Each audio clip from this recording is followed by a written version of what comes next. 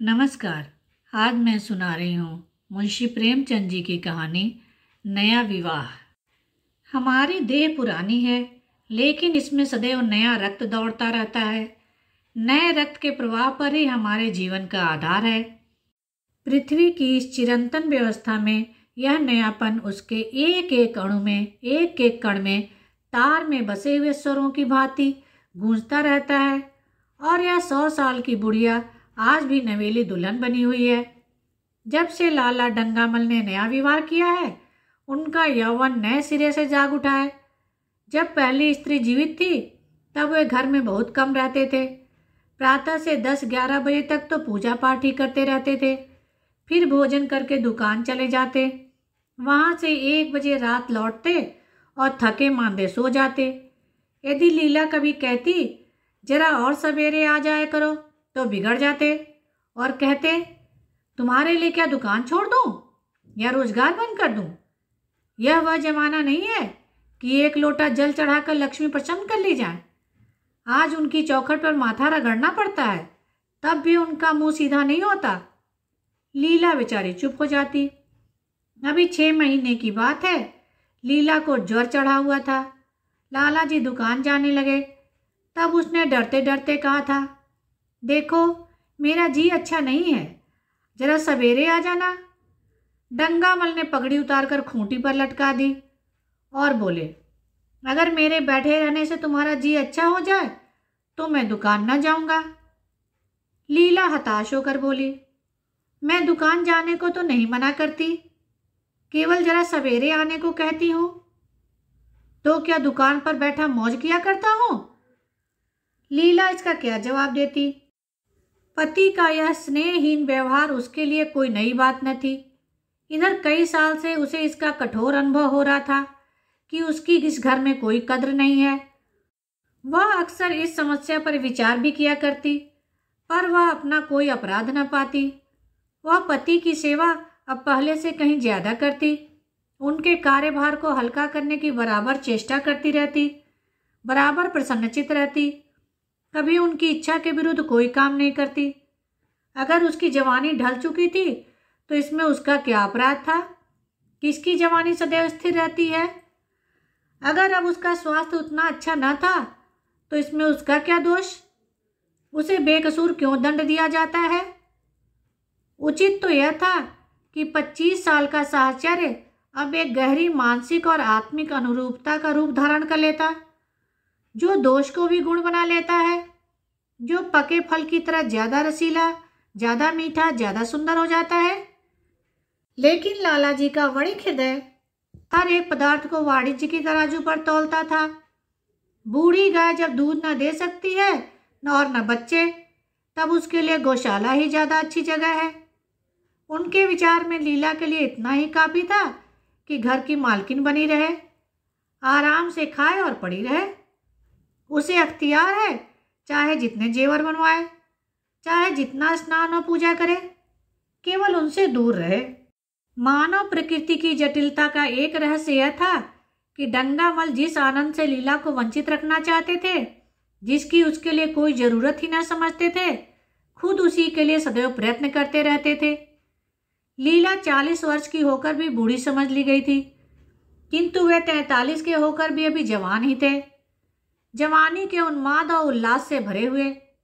लीला से अब उन्हें एक तरह की अरुचि होती थी, और वह दुखिया जब अपनी त्रुटियों का अनुभव करके प्रकृति के निर्दय आघातों से बचने के लिए रंग व रोगन की आड़ लेती, तब लाला जी उसके बूढ़े नखरों से और भी घृणा करने लगते।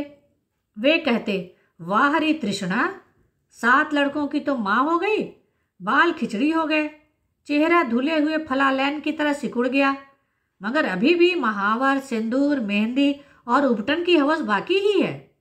औरतों का स्वभाव भी कितना विचित्र है, ना जाने क्यों बनाव श्रृंगार पर इतना जान देती हैं। पूछो, अब तुम्हें और क्या चाहिए?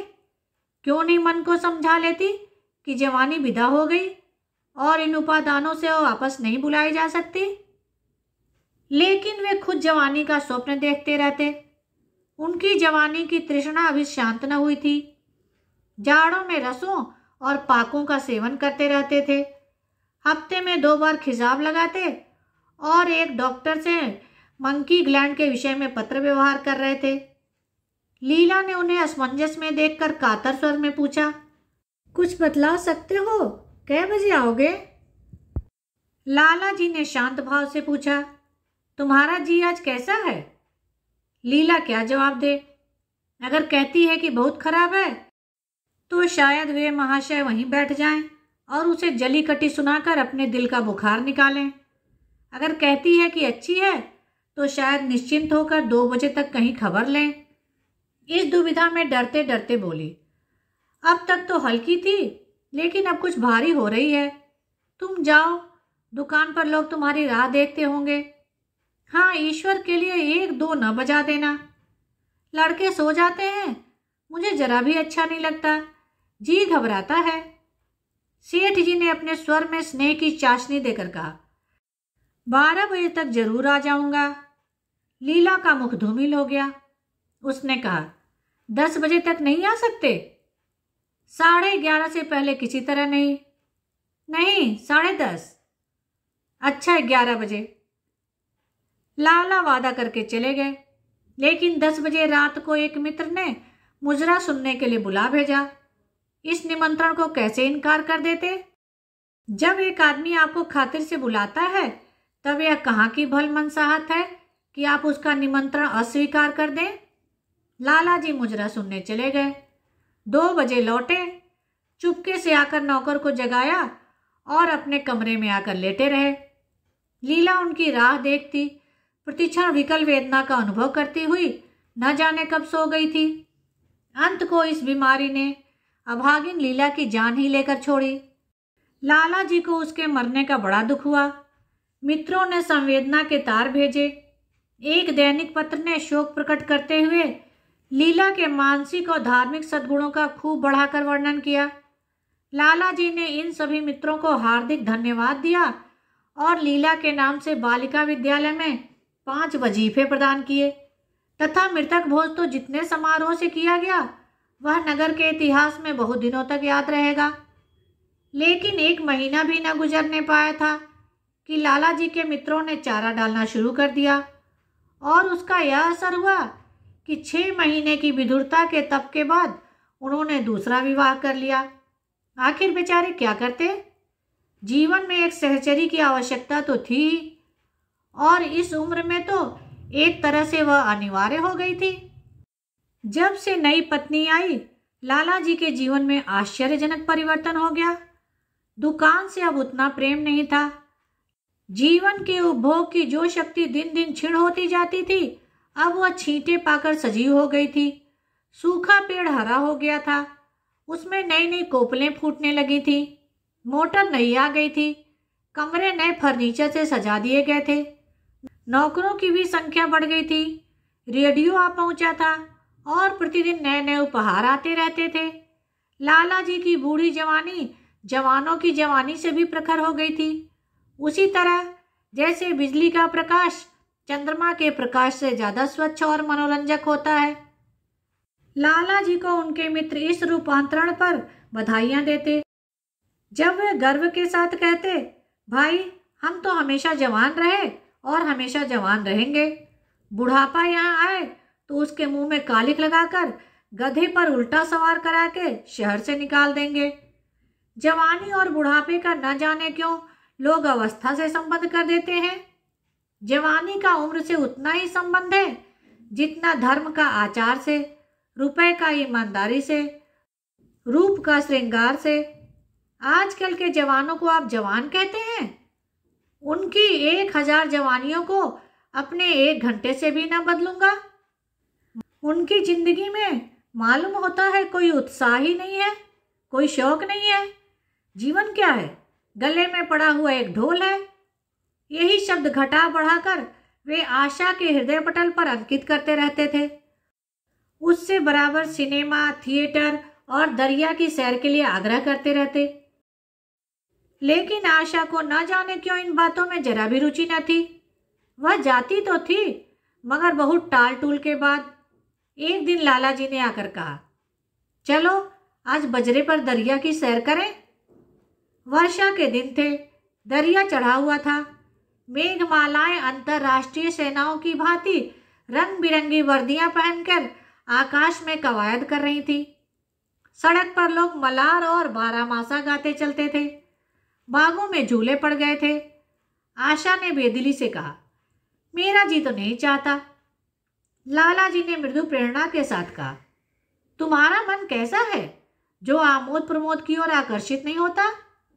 चलो जरा दरिया की सैर देखो। सच कहता हूं, बजरे पर बड़ी बहार रहेगी। आप जाएं, मुझे और कई काम करने हैं। काम करने को आदमी है, तुम क्यों करोगी? महाराज अच्छे सालन नहीं पकाता, आप खाने बैठेंगे तो यूं ही उठ जाएंगे। आशा अपने अवकाश का बड़ा भाग लाला जी के लिए तरह तरह का भोजन पकाने में ही लगाती थी। उसने किसी से सुन रखा था कि एक विशेष अवस्था के बाद पुरुष के जीवन का सबसे बड़ा सुख रसना का स्वाद ही रह जाता है। लाला जी की आत्मा खिल उठी। उन्होंने सोचा कि आशा को उनसे कितना प्रेम है कि वह दरिया की सैर को उनकी सेवा के लिए छोड़ रही है। एक लीला थी कि मान न मान चलने को तैयार रहती थी, पीछा छुड़ाना पड़ता था, ख्वामखा सिर पर सवार हो जाती थी और सारा मजा किरकिरा कर देती थी।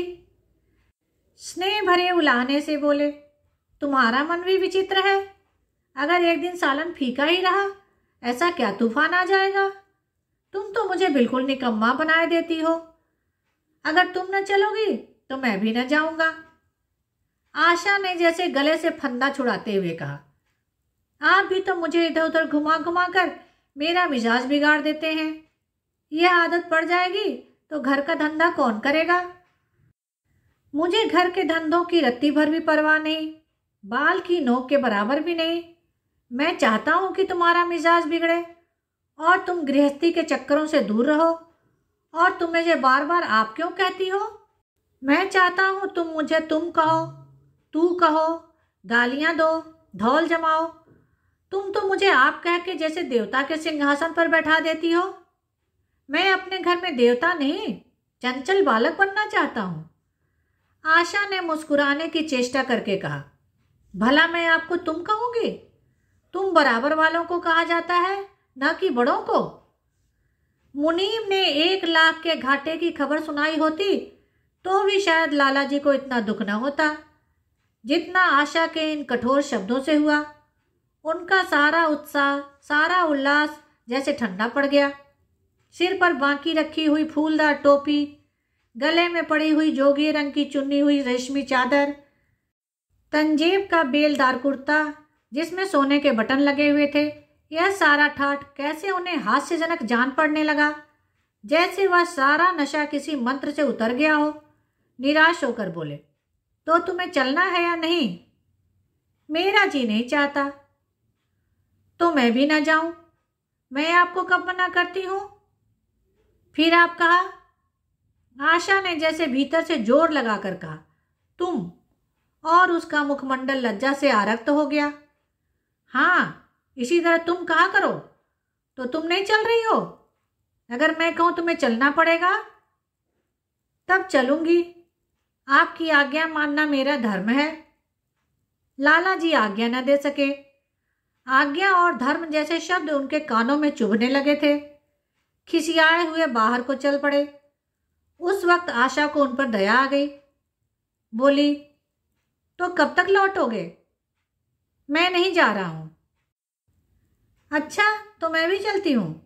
जैसे कोई जिद्दी लड़का रोने के बाद अपनी इच्छित वस्तु पाकर उसे पैरों से ठुकरा देता है, उसी तरह लाला जी ने मुंह बनाकर कहा, तुम्हारा जी नहीं करता तो न चलो, मैं आग्रह नहीं करता। आप नहीं, तुम बुरा मान जाओगे। आशा गई, लेकिन उमंग से नहीं। जिस मामूली वेश में थी उसी तरह चल पड़ी। न कोई सजीली साड़ी, न जड़ाऊ गहने, न कोई श्रृंगार, जैसे कोई विधवा हो। ऐसी ही बातों पर लाला जी मन में झुंझला उठते थे। ब्याह किया था जीवन का आनंद उठाने के लिए, झिलमिलाते हुए दीपक में तेल डालकर उसे और चटक करने के लिए। अगर दीपक का प्रकाश तेज न हुआ तो तेल डालने से लाभ। न जाने इसका मन क्यों इतना शुष्क और नीरस है। जैसे कोई ऊसर का पेड़ हो। कितना ही पानी डालो उसमें हरी पत्तियों के दर्शन न होंगे। जड़ाऊ गहनों से पेटरियां भरी हुई हैं। कहाँ कहाँ से मंगवाए हैं, दिल्ली से, कलकत्ते से। कैसी कैसी बहुमूल्य साड़ियां रखी हुई हैं, एक नहीं सैकड़ों, पर केवल संदूक में कीड़ों का भोजन बनने के लिए। दरिद्र घर की लड़कियों में यही ऐब होता है, उनकी दृष्टि सदैव संकीर्ण रहती है। न खा सकें, न पहन सकें, न दे सकें। उन्हें तो खजाना भी मिल जाए तो यही सोचती रहेंगी कि खर्च कैसे करें। दरिया की सैर तो हुई पर विशेष आनंद न आया।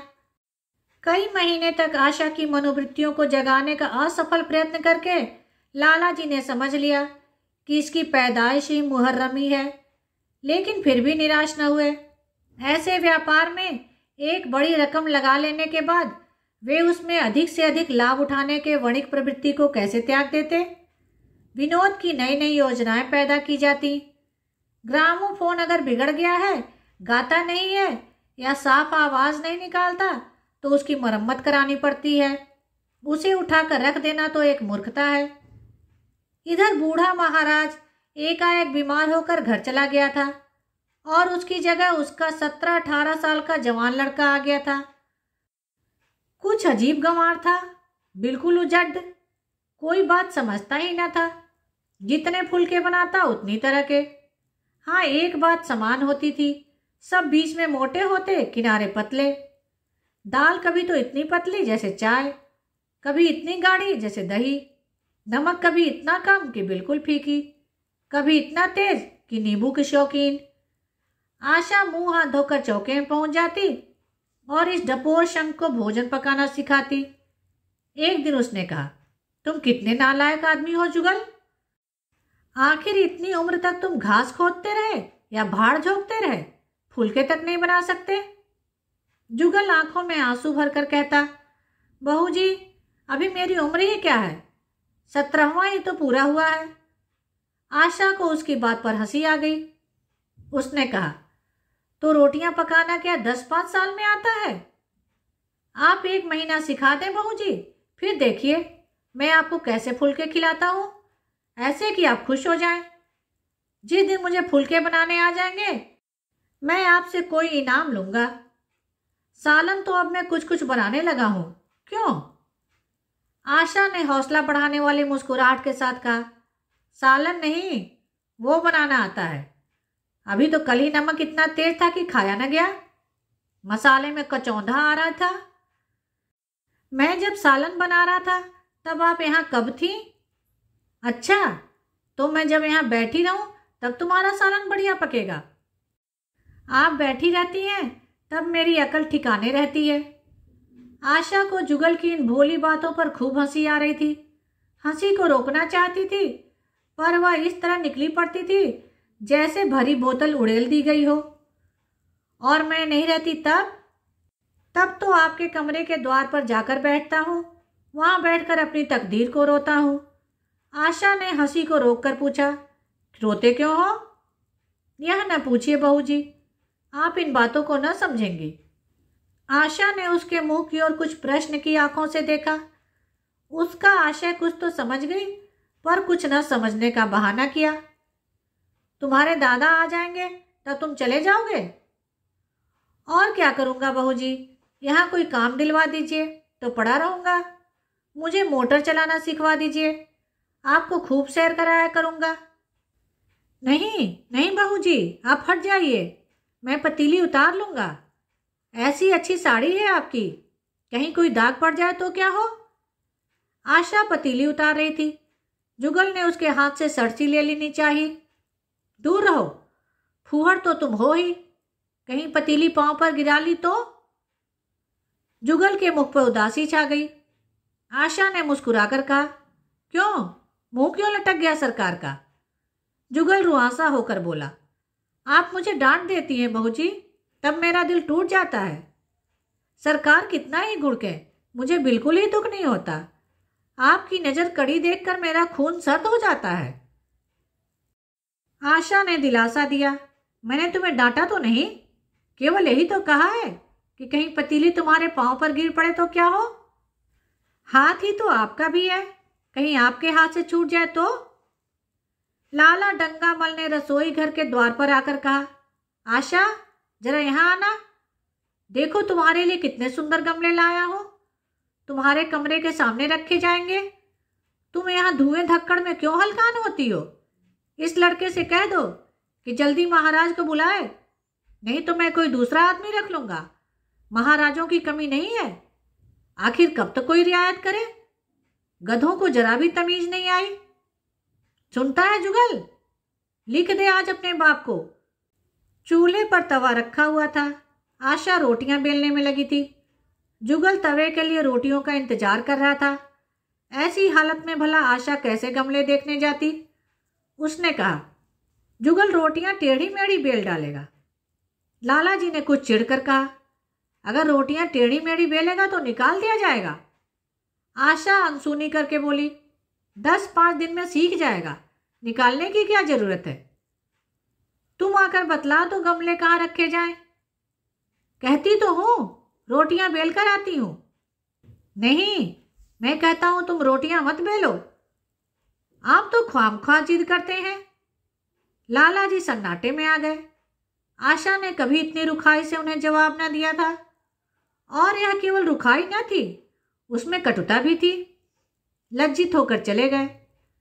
उन्हें ऐसा क्रोध आ रहा था कि इन गमलों को तोड़कर फेंक दें और सारे पौधों को चूल्हे में डाल दें। जुगल ने सहमे हुए स्वर में कहा, आप चली जाएं, सरकार बिगड़ जाएंगे। बको मत, जल्दी जल्दी फुलके सेको, नहीं तो निकाल दिए जाओगे। और आज मुझसे रुपए लेकर अपने लिए कपड़े बनवा लो। भिखमंगो किसी सूरत बनाए घूमते हो, और बाल क्यों इतने बढ़ा रखे हैं? तुम्हें नाई भी नहीं जुड़ता है? जुगल ने दूर की सोची, बोला, कपड़े तो बनवा लूं तो दादा को हिसाब क्या दूंगा? अरे पागल, मैं हिसाब में देने को नहीं कहती, मुझसे ले जाना। जुगल काहिलपन की हंसी हंसा, आप बनवाएंगी तो अच्छे कपड़े लूंगा, खद्दर के मलमल का कुर्ता, खद्दर की धोती, रेशमी चादर, अच्छा सा चप्पल।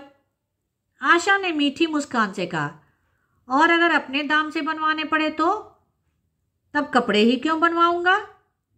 बड़े चालाक हो तुम। जुगल ने अपनी बुद्धिमत्ता का प्रदर्शन किया। आदमी अपने घर में सूखी रोटियां खाकर सो रहता है, लेकिन दावत में तो अच्छे अच्छे पकवान ही खाता है। वहां भी यदि रूखी रोटियां मिले तो वह दावत में जाए ही नहीं। यह सब मैं नहीं जानती। एक गाढ़े का कुर्ता बनवा लो और एक टोपी ले लो। हजामत के लिए 2 आने पैसे ऊपर से ले लो। जुगल ने मान करके कहा, रहने दीजिए, मैं नहीं लेता। अच्छे कपड़े पहनकर निकलूंगा तब तो आपकी याद आएगी, सड़ियल कपड़े पहनकर तो और भी जी जलेगा। तुम स्वार्थी हो, मुफ्त के कपड़े लोगे और साथ ही बढ़िया भी। जब यहां से जाने लगूं तब आप मुझे अपना एक चित्र दीजिएगा। मेरा चित्र लेकर क्या करोगे? अपनी कोठरी में लगाऊंगा और नृत्य देखा करूंगा। बस वही साड़ी पहनकर खिंचवाना जो कल पहनी थी, और वही मोतियों की माला भी हो। मुझे नंगी नंगी सूरत अच्छी नहीं लगती। आपके पास तो बहुत गहने होंगे, आप पहनती क्यों नहीं?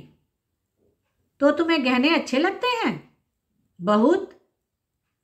लाला जी ने फिर आकर जलते हुए मन से कहा, अभी तक तुम्हारी रोटियां नहीं पकी जुगल।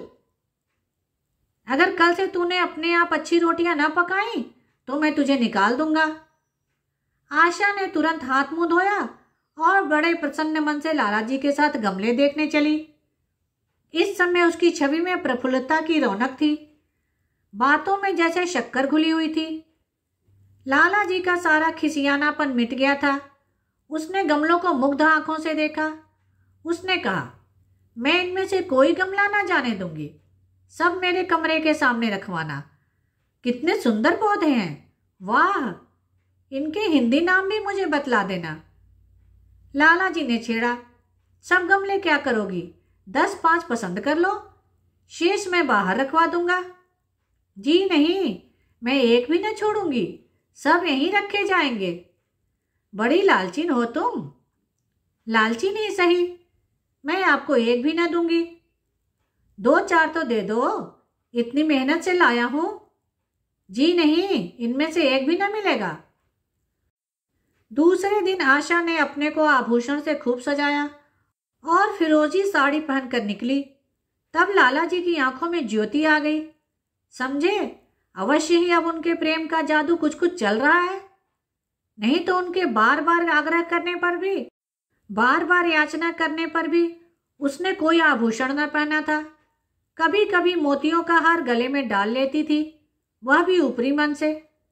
आज वह आभूषणों से अलंकृत होकर फूली नहीं समाती, इतराती जाती है, मानो कहती हो, देखो मैं कितनी सुंदर हूं। पहले जो बंद कली थी, आज वह खिल गई थी। लाला जी पर घड़ों नशा छाया हुआ था। वे चाहते थे उनके मित्र और बंधुवर्ग आकर इस सोने की रानी के दर्शनों से अपनी आंखें ठंडी करें, देखें कि वह कितनी सुखी, संतुष्ट और प्रसन्न है। जिन विद्रोहियों ने विवाह के समय तरह तरह की शंकाएं की थी, वे आंखें खोलकर देखें कि डंगामल कितना सुखी है। विश्वास, अनुराग और अनुभव ने चमत्कार किया है। उन्होंने प्रस्ताव किया, चलो कहीं घूम आए, बड़ी मजेदार हवा चल रही है। आशा इस वक्त कैसे जा सकती थी? अभी उसे रसोई में जाना था। वहां से कहीं 12-1 बजे फुर्सत मिलेगी, फिर घर के दूसरे धंधे सिर पर सवार हो जाएंगे। सैर सपाटे के पीछे क्या घर चौपट कर दे? सेठ जी ने उसका हाथ पकड़ लिया और कहा, नहीं, आज मैं तुम्हें रसोई में न जाने दूंगा। महाराज के किए कुछ न होगा तो आज उसकी शामत भी आ जाएगी। आशा के मुख पर से वह प्रफुल्लता जाती रही। मन भी उदास हो गया। एक सोफा पर लेटकर बोली, आज न जाने क्यों कलेजे में मीठा मीठा दर्द हो रहा है। ऐसा दर्द कभी नहीं होता था। सेठ जी घबरा उठे। यह दर्द कब से हो रहा है? हो तो रहा है रात से ही, लेकिन अभी कुछ कम हो गया था, अब फिर होने लगा है। रह रहकर जैसे चुभन हो जाती है। सेठ जी दिल ही दिल में यह बात सोचकर फूल उठे। अब वे गोलियां रंग ला रही हैं। राजवैद्य ने भी कहा था, जरा सोच समझकर इसका सेवन कीजिएगा। क्यों ना हो, खानदानी वैद्य हैं। इनके बाप बनारस के महाराज के चिकित्सक थे। लाला जी ने कहा, तो रात से दर्द हो रहा है, तुमने मुझसे कहा क्यों नहीं? नहीं तो वैद्य जी से कोई दवा मंगवाता। मैंने समझा था आप अच्छा हो जाएगा, मगर अब बढ़ रहा है। कहाँ दर्द हो रहा, जरा देखो, कुछ सूजन तो नहीं है? सेठ जी ने आशा के आंचल की तरफ हाथ बढ़ाया। आशा ने शर्मा कर सिर झुका लिया। उसने कहा, यह तुम्हारी शरारत मुझे अच्छी नहीं लगती। मैं अपनी जान से मरती हूँ, तुम्हें हंसी सूझती है? जाकर कोई दवा ला दो। सेठ जी अपने पुंसत्व का यह डिप्लोमा पाकर उससे कहीं ज्यादा प्रसन्न हुए, जितना राय बहादुरी पाकर होते। इस विजय का डंका पीटे बिना उन्हें चैन कैसे आ सकता था? जो लोग उनके विवाह के विषय में द्वेष में टिप्पणियां कर रहे थे, उन्हें नीचा दिखाने का कितना अच्छा अवसर हाथ आया है, और इतनी जल्दी। पहले पंडित भोलानाथ के पास गए और भाग्य ठोंक कर बोले, भाई मैं तो बड़ी विपत्ति में फंस गया। कल से उनके कलेजे में दर्द हो रहा है, कुछ बुद्धि काम नहीं करती। कहती है ऐसा दर्द पहले कभी नहीं हुआ था। भोलानाथ ने कुछ बहुत हमदर्दी न दिखाई। सेठ जी यहाँ से उठकर अपने दूसरे मित्र लाला फागमल के यहाँ पहुंचे और उनसे भी लगभग इन्हीं शब्दों में यह शोक संवाद कहा। फागमल बड़ा शोधा था, मुस्कुराकर बोला, मुझे तो आपकी शरारत मालूम होती है। सेठ जी की बाँछें खिल गईं। उन्होंने कहा, मैं अपना दुख सुना रहा हूं और तुम्हें दिल लगी सूझती है? जरा भी आदमियत तुम्हें नहीं है। मैं दिल लगी नहीं कर रहा हूं, इसमें दिल लगी की क्या बात है? वे हैं कमसिन, कोमलांगी, आप ठहरे पुराने लठैत, दंगल के पहलवान। बस अगर यह बात न निकले तो मूछें मुड़ा लूं। सेठ की आंखें जगमगा उठी। मन में यौवन की भावना प्रबल हो उठी और उसके साथ ही मुख पर भी यौवन की झलक आ गई। छाती जैसे कुछ फैल गई। चलते समय उनके पग कुछ अधिक मजबूती से जमीन पर पड़ने लगे और सिर की टोपी भी न जाने कैसे बांकी हो गई।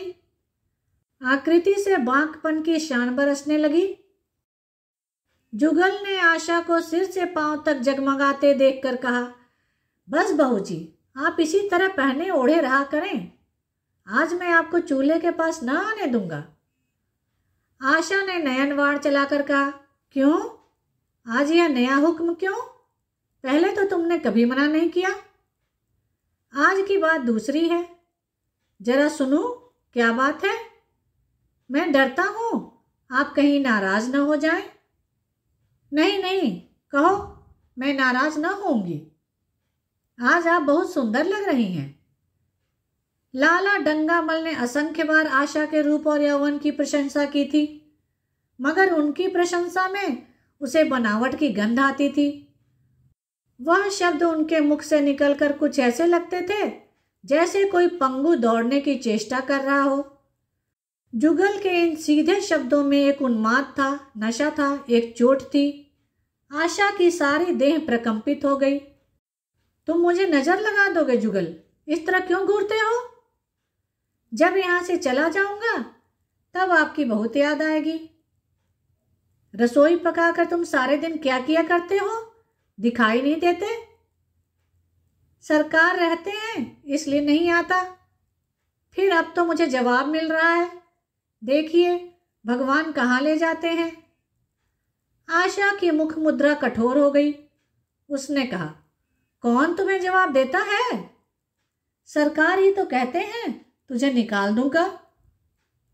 अपना काम किए जाओ, कोई नहीं निकालेगा। अब तो तुम फुलके भी अच्छे बनाने लगे। सरकार हैं बड़े गुस्सेवार। 2-4 दिन में उनका मिजाज ठीक किए देती हूं। आपके साथ चलते हैं तो आपके बाप से लगते हैं। तुम बड़े मुंहफट हो। खबरदार, जबान संभाल कर बातें किया करो। किंतु अप्रसन्नता का यह झीना आवरण उनके मनोरहस्य को न छिपा सका। वह प्रकाश की भांति उसके अंदर से निकला पड़ता था। जुगल ने फिर उसी निर्भीकता से कहा, मेरा मुंह कोई बंद कर ले। यहाँ यूं सभी यही कहते हैं। मेरा ब्याह कोई 50 साल की बुढ़िया से कर दे तो मैं घर छोड़कर भाग जाऊं, या तो खुद जहर खा लूं या उसे जहर देकर मार डालूं। फांसी ही तो होगी। आशा उस कृत्रिम क्रोध को कायम न रख सकी। जुगल ने उसकी हृदय वीणा के तारों पर मिजराब की ऐसी चोट मारी थी कि उसके बहुत जब्त करने पर भी मन की व्यथा बाहर निकल आई। उसने कहा, भाग्य भी तो कोई वस्तु है। ऐसा भाग्य जाए भाड़ में। तुम्हारा ब्याह किसी बुढ़िया से ही करूंगी, देख लेना। तो मैं भी जहर खा लूंगा, देख लीजिएगा। क्यों? बुढ़िया तुम्हें जवान स्त्री से ज्यादा प्यार करेगी, ज्यादा सेवा करेगी, तुम्हें सीधे रास्ते पर रखेगी। यह सब माँ का काम है। बीवी जिस काम के लिए है उसी काम के लिए है। आखिर बीवी किस काम के लिए है? मोटर की आवाज आई। न जाने कैसे आशा के सिर का आंचल खिसक कर कंधों पर आ गया। उसने जल्दी से आंचल खींचकर सिर पर कर लिया और यह कहती हुई अपने कमरे की ओर लपकी, लाला भोजन करके चले जाएं, तब आना। धन्यवाद। मेरे चैनल को लाइक करें, शेयर करें और सब्सक्राइब करें, जिससे सभी कहानियाँ आपको समय पर मिल जाएं।